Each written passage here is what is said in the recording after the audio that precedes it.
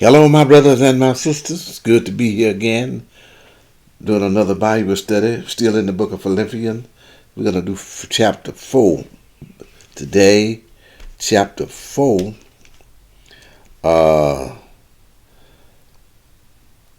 Chapter 4. Think about pure and lovely things. Paul here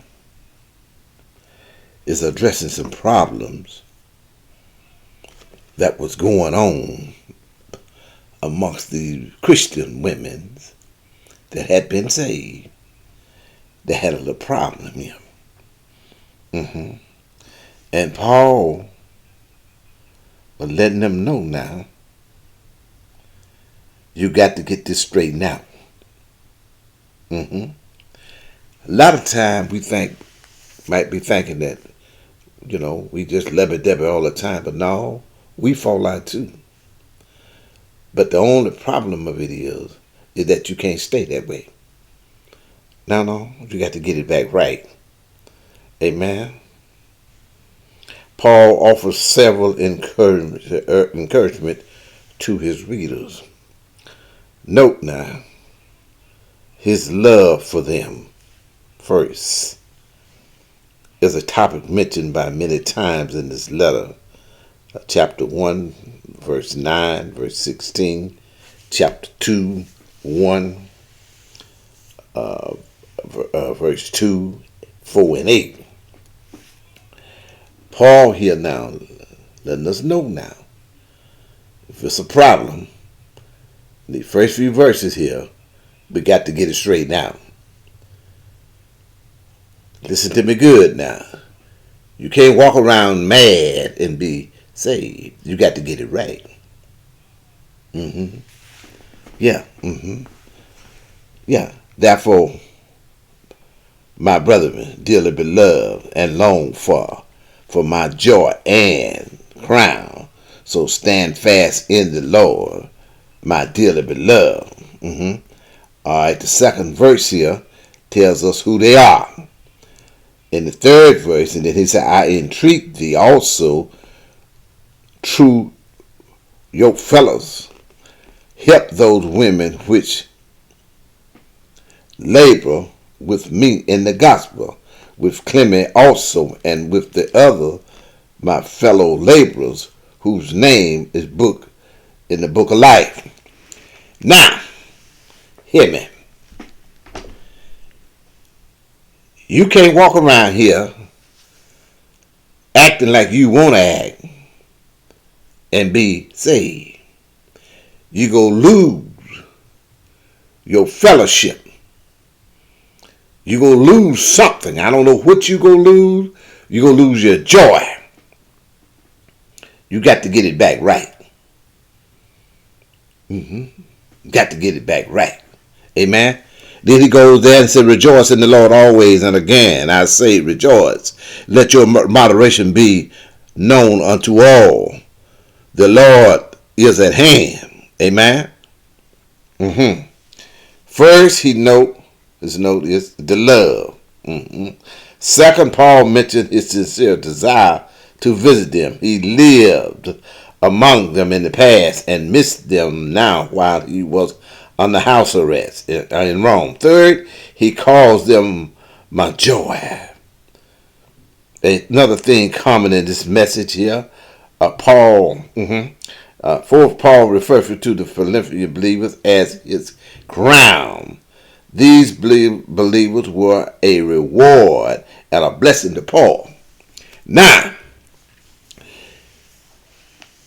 here, you can't be any kind of way you want to be. No. You got to let it go. See, we got to watch how we conduct ourselves. Be careful with this now. Be careful with this.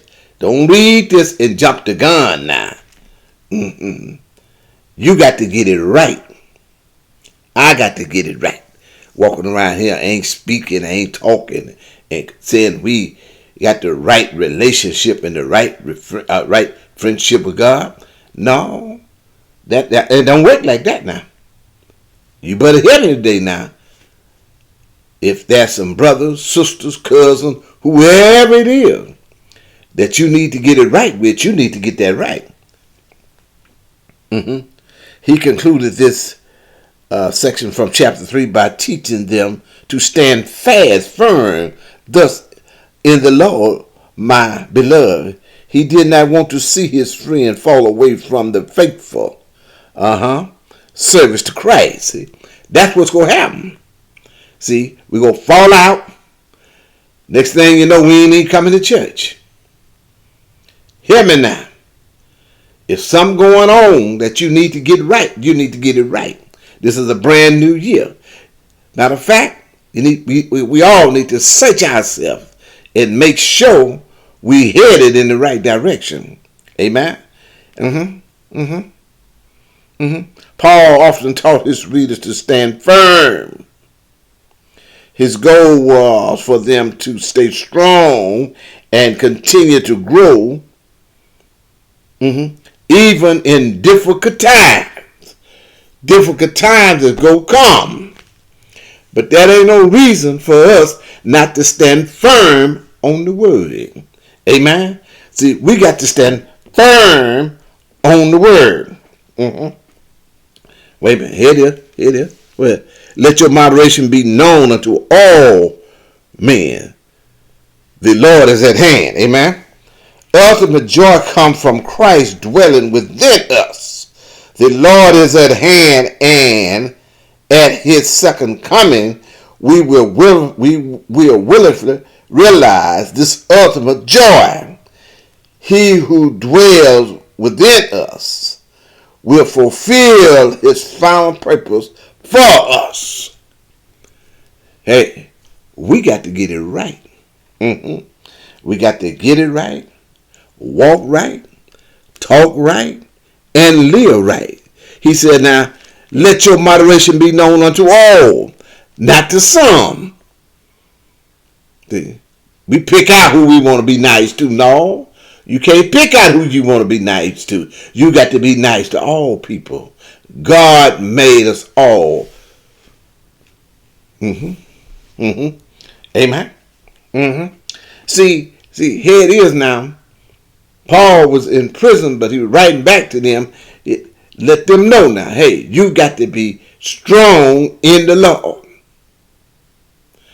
And the only way to be strong in the Lord is that you got to let whatever friction and whatever come up in between us, we got to iron it out and move on. That's what's wrong with a lot of us. We won't iron out nothing. It's a lot of husbands and wives, boyfriend and girlfriend could have a much better relationship if you would iron out some stuff. Yeah, you know who you is. You need to iron out some stuff. You can have a beautiful marriage, beautiful relationship if you're going to iron out some stuff. Be faithful in your relationship. Be faithful to God. Make sure God is number one in your life. See, what's wrong with us is we don't want to make him number one. Amen? See, we got to let him be number one. Amen? Therefore, my dearly beloved brethren,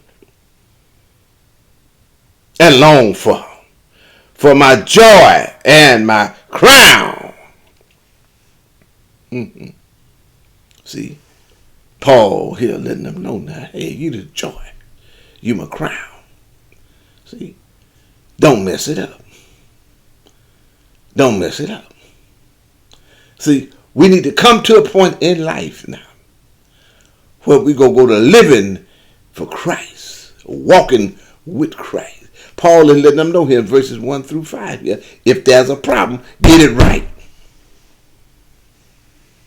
That's what's wrong with a lot of us. Done brought old mess into 2022. Let it go.